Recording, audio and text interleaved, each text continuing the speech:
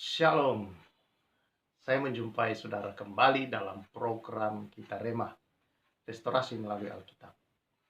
Nah, firman Tuhan itu adalah pelita bagi kaki kita dan terang di jalan hidup kita. Mari kita bersyukur. Bapa, terima kasih karena Engkaulah Bapa kami yang baik, yang bertakhta dalam kerajaan surga, dan yang kami muliakan, kami tinggikan senantiasa. Bapa yang selalu menyertai, memelihara kehidupan anak-anaknya. Dan hari ini, Kau juga yang selalu menyertai kami dalam kuasa Roh Kudus. Memenuhi kami, agar menjadi Roh Kudus, menjadi hikmat dan wahyu. Dalam diri kami Tuhan, membawa kami mengenal Engkau dengan baik dan benar, dalam kebenaran-kebenaran firman-Mu. Terima kasih Tuhan, terima kasih. Kami bersyukur atas karunia-Mu yang besar, urapan Allah yang kudus yang turun atas kami semua. Demi nama Yesus. Amin. Pembacaan kita kali ini, perenungan kita dalam Kejadian pasal yang ke-45. Yaitu kisah mengenai Yusuf akhirnya memperkenalkan diri kepada saudara-saudaranya. Demikian firman Tuhan, saudara-saudara. Ayat yang ketiga. Dan Yusuf berkata kepada saudara-saudaranya, "Akulah Yusuf, masih hidupkah Bapa?" Tetapi saudara-saudaranya tidak dapat menjawabnya sebab mereka takut dan gemetar menghadapi dia. Tentu sebuah situasi yang begitu menakutkan bagi mereka. Karena mereka mendengar nama Yusuf tentu mengingatkan mereka kepada apa yang pernah mereka lakukan. Dan sekarang Yusuf adalah seorang penguasa. Dan tentu mereka yakin bahwa ini benar-benar Yusuf. Karena apa yang dilakukan Yusuf terhadap mereka, dan bagaimana ketika mereka makan dan menempatkan mereka berjejer sesuai dengan urutan dari yang paling tua sampai ke yang paling muda. Dan saudara-saudara, ini membuat mereka sangat takut bahwa berarti Yusuf akan membalas dendam terhadap mereka. Tetapi kita membaca di sana, Yusuf berkata, lalu kata Yusuf, ayat yang keempat, kepada saudara-saudaranya, marilah dekat-dekat. Maka mendekatlah mereka, katanya lagi, akulah Yusuf, saudaramu yang kamu jual ke Mesir. Tetapi sekarang janganlah bersusah hati dan janganlah menyesali diri. Karena kamu menjual aku ke sini, sebab untuk memelihara kehidupanlah Allah menyuruh aku mendahului kamu. Karena telah 2 tahun ada kelaparan dalam negeri ini, dan selama 5 tahun lagi orang tidak akan membajak atau menuai.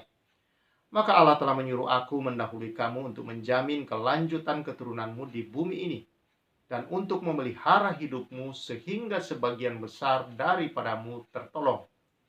Jadi bukanlah kamu yang menyuruh aku ke sini, tetapi Allah.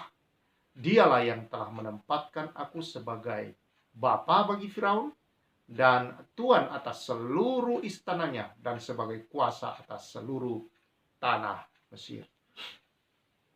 Saudara-saudara, keluarga besar yang saya kasihi, Yusuf memandang semua apa yang dia alami bukan dari kacamata kepahitan, bukan dari kacamata kemarahan. Dia tidak melihat dengan mata kebencian. Dia tidak melihat saudara-saudara peristiwa yang dia alami ketika dia melihat saudara-saudaranya di depan datang sujud dan menyembah dia. Dia tidak memandang dan tidak saudara-saudara melihat persoalan-persoalan yang dia alami selama ini yang akibat dari perbuatan saudara-saudaranya ini sebagai sesuatu yang membuat dia harus membalas dendam. Bahkan dia sekarang punya kuasa, punya kekuatan, punya kemampuan untuk membalas dendamnya, saudara-saudara. Tidak. Dia melihat persoalan itu dari kacamata Allah. Bahwa apa yang dia alami bukanlah karena saudara-saudaranya. Tetapi itu hanyalah sebuah jalur untuk dia masuk di dalam panggilan Allah. Masuk dalam rencana Allah itu untuk bukan demi kepentingan dia, tetapi untuk memelihara justru keluarganya ini, saudara-saudaranya, orang-orang yang melakukan hal yang tidak baik terhadap dia. Dan untuk menyatakan pemeliharaan Allah, kasih Allah, cinta Allah, dan karunia Allah terhadap mereka semua. Dan ini yang membuat Yusuf, saudara-saudara, berhasil dan memasuki rancangan Allah dengan begitu indah dan luar biasa. Nah, jadi saudara-saudara, tidak ada orang yang tidak akan pernah mengalami dalam hidup ini bahwa dia tidak disakiti orang lain. Tidak diperlakukan tidak adil. Tidak diperlakukan tidak benar kadangkala, saudara. Tidak diperhitungkan, saudara. Bahkan oleh orang-orang dekat dengan dia, saudara-saudara, kadangkala mengkhianati hidupnya. Kadangkala saudara-saudara, orang-orang yang justru dia harapkan menolong dia, yang menjadi orang-orang yang bisa dia andalkan, justru menikam dia dari belakang, saudara-saudara. Dan tidak ada orang yang tidak pernah mengalami ini, saudara. Jadi setiap orang dalam hidup ini punya kesempatan untuk mengalami pahit hati, sakit hati, tersinggung, marah besar. Bahkan saudara punya kesempatan, sebenarnya punya.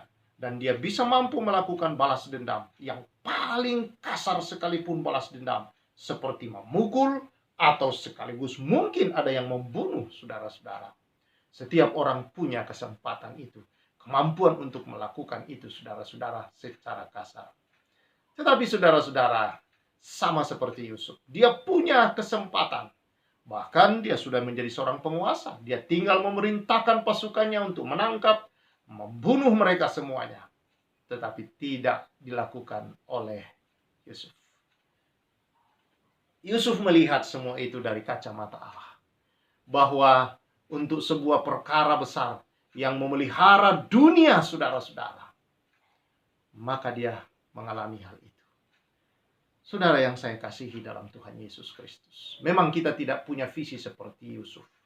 Memang saudara-saudara kita tidak punya, mungkin kita tidak dipanggil menjadi penguasa seperti Yusuf. Tetapi setiap kita punya panggilan hidup, punya cita-cita hidup, saudara-saudara. Seringkali banyak hal dalam hidup ini yang membuat kita bisa pahit hati, yang membuat kita menjadi putus asa, putus harapan, saudara. Membuat kita marah, membuat kita, saudara-saudara, untuk dendam dalam hidup ini. Karena dianggap bahwa ini menghalangi cita-cita kita. Atau membuat kita, saudara, menjadi tidak bersemangat lagi untuk mengejar sesuatu dalam hidup kita ini akibat perbuatan orang lain. Saya mau sampaikan kepada saudara-saudara, semua orang mengalami hal ini dalam hidup ini. Tetapi mengapa ada orang yang keluar dan berhasil seperti Yusuf? Karena dia tidak menyimpan dendam. Dia bawa kepada Tuhan. Dia melihat masa depannya. Dan termasuk peristiwa-peristiwa yang terjadi sebagai sebuah jalan yang Tuhan izinkan dalam hidupnya. Untuk membawa dia naik. Untuk membawa dia maju dalam kehidupan ini, saudara. Bukan untuk membawa dia runtuh. Bukan untuk membuat dia hancur, saudara. Dia melihat dengan kacamata Tuhan.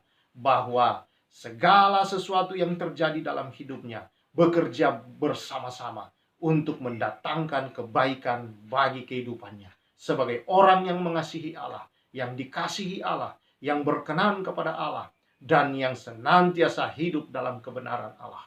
Saudara-saudara yang saya kasihi di dalam Tuhan Yesus, karena itu, jangan biarkan dirimu menyimpan dendam. Jangan biarkan dirimu menyimpan sakit hati. Ampuni adalah balas dendam yang terbaik. Sekali lagi saya katakan, dan pernah saya sampaikan dalam sebuah khotbah saya, saudara. Dalam sebuah renungan, bahwa balas dendam yang terbaik adalah memberi pengampunan. Dan saudara-saudara, balas dendam yang terbaik selain memberi pengampunan, saudara-saudara, adalah seperti Yusuf. Menunjukkan kasih kepada orang-orang itu. Dan yang ketiga, saudara-saudara, adalah saudara-saudara, untuk senantiasa dalam kehidupan ini tidak membalas dengan cara yang kasar. Tetapi saudara-saudara, senantiasa memberkati orang itu dalam hidup ini. Dalam doamu, berkati dia. Dan inilah saudara-saudara keberhasilan dalam hidup ini. Ada juga orang yang berhasil karena dendam. Dia mengejar karena dendam. Dia ingin menunjukkan dia berhasil. Tetapi saudara, berdarah-darah di hidupnya. Ketika sudah berhasil pun, dendamnya tidak hilang. Dia mulai membalas dendam. Tapi itu, saudara, mendatangkan berdarah-darah. Tidak menikmati keberhasilannya itu, saudara. tetapi menambah penderitaan batin dan hidup karena tidak ada kasih di dalam hidupnya. Kasihlah saudara yang membuat seseorang betul-betul menikmati arti hidup yang sesungguhnya. Mengalami kasih Allah dan berbagi kasih Allah dalam hidup ini, saudara. Itulah hidup yang terindah, yang bermakna, yang bernilai, dan hidup yang sejatinya hidup, yang sehat, yang sungguh-sungguh hidup, saudara-saudara, yang diinginkan oleh setiap orang dalam kehidupan ini. Karena itu, saudara, sekali lagi, buang dendam. Lihat persoalan-persoalan yang kau alami dari kacamata kebenaran firman Allah. Kacamata kebenaran Alkitab, yaitu kacamata Allah, kita memandangnya. Bukan kacamata dendam, bukan kacamata pahit, bukan kacamata iri, bukan kacamata sakit hati, bukan kacamata amarah, apalagi keinginan balas dendam dan membunuh atau memukul. Itu semua hanya akan membuat hidup saudara terus menabur dan menabur kehancuran di hidupmu, yang tinggal menunggu waktu bom waktu itu meledak dan semua menjadi hancur, termasuk diri saudara sendiri. Karena itu, hiduplah dalam kasih Allah. Beri pengampunan, cara balas dendam yang terbaik, dan tunjukkan kasih dalam segala situasi. Terpujilah Tuhan. Tuhan memberkati engkau sebagai anak-anaknya yang sudah mengalami pengampunan, hidup dalam pengampunan itu. Haleluya. Berkat Tuhan atas hidupmu, berkat pengampunan sudah engkau terima, biarlah kasih pengampunan itu mengalir di hidupmu demi nama Yesus, sehingga kau hidup sebagai murid-murid Kristus yang sejati, hidup sebagai pengikut-pengikut Kristus yang sejati.